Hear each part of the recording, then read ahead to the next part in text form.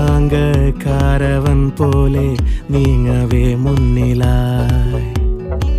ദാഹനീരുള്ള ഈന്ത പൂക്കുന്ന മാമരുപ്പച്ചയോ ഈ മണലിൻ